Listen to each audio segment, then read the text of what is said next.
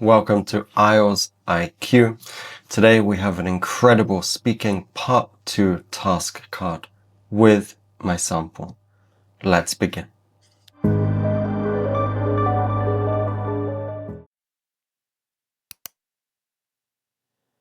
Describe a person who likes to grow plants. We have our 3 points: who this person is, how you know the person, what types of plants he or she grows, and explain why he or she grows plants. How I will introduce this talk.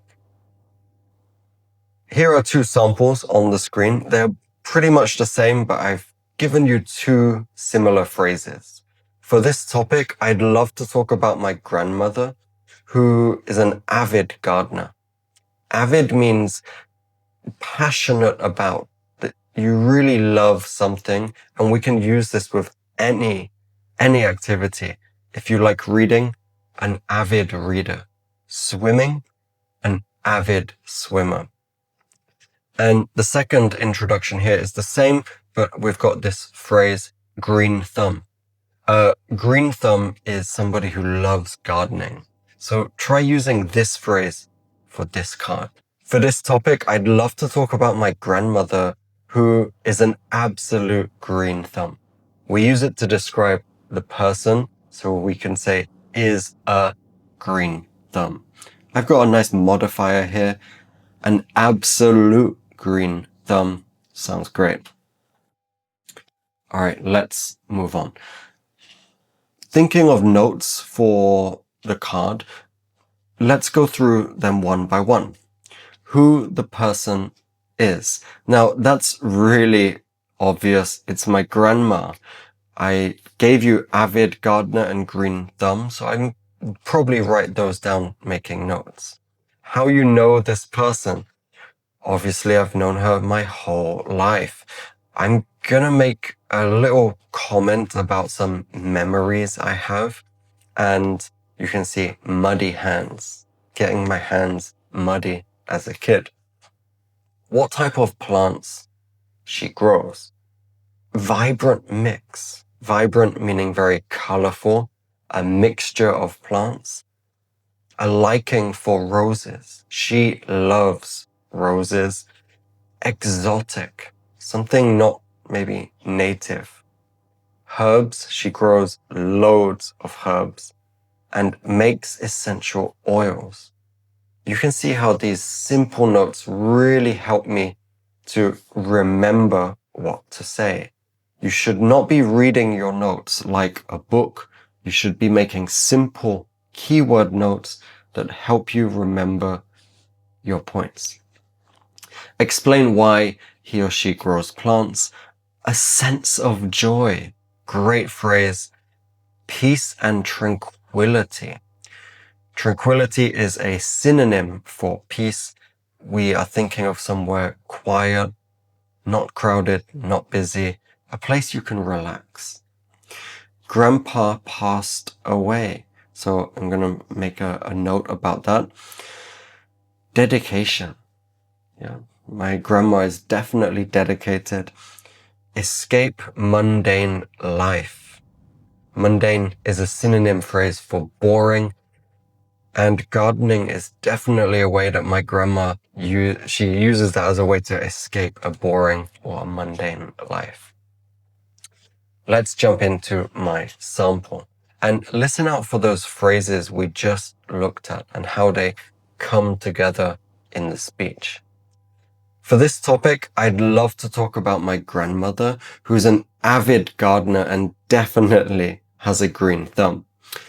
Obviously, I've known her my whole life, and actually some of my fondest childhood memories involve helping her water the plants and getting my hands nice and muddy.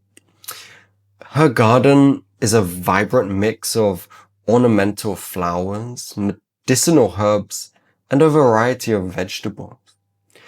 She has a special liking for roses and has even cultivated several different types, from the classic reds to more exotic yellows and whites.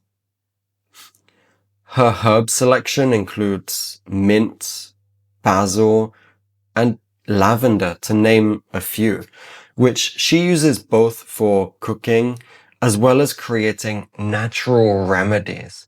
She often boils them down to make essential oils. And let me tell you, the aroma when she does, oh my, it's absolutely heavenly. The vegetable plot is rotated seasonally, but you can always find tomatoes, peppers, and beans growing there.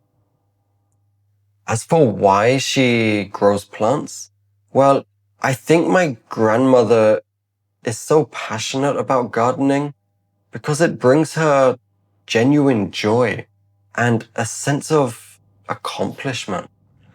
I feel like gardening is more than just a hobby. It's a way of life. It's something she grew up doing and has continued by passing it down to her children and grandkids. I think she finds peace and tranquility in nurturing her garden. Plus, my grandpa passed away a few years ago, so for her, the garden has become her sanctuary. It's where she spends most of her time these days, too. So, in conclusion, my grandmother's dedication to her garden has been truly inspirational. It's not just about the aesthetic beauty, it's her way of escaping a mundane life in front of a TV, one plant at a time. All right, that's my sample. Very quickly, we could go through some of those phrases. At the top, we have fondest childhood memories. A fond memory is a great collocation you guys should try using if you're looking for a 6.5 or a 7 plus. Aroma, the aroma when she does sounds incredible. Aroma means the smell. Very nice word for smell. The vegetable plot is rotated seasonally. Great collocation, very specific for growing plants. To rotate is to renew, plant new, in this case, vegetables with the seasons. What else do we have? I think she finds peace and tranquility in nurturing. Nurturing here, very specific vocab for looking after. We could use this for children or, like in this case, for plants. Nurturing a garden. My grandpa passed away a few years ago, so for her, the garden has become her sanctuary. A sanctuary is a safe place, somewhere you enjoy, you can relax and kind of be yourself. Really nice, more advanced word for the topic. And here in the conclusion, it's not just about the aesthetic beauty. Wow, really nice collocation. Aesthetic means the appearance, the look of something. Really a little bit tricky to pronounce. Aesthetic. We've got that lovely S to a TH and then a T with a C, which is kind of a strong K. Aesthetic. Practice that one. It's a really good collocation. The aesthetic beauty. All right, that brings this lesson to an end. Catch you on the next one. Goodbye.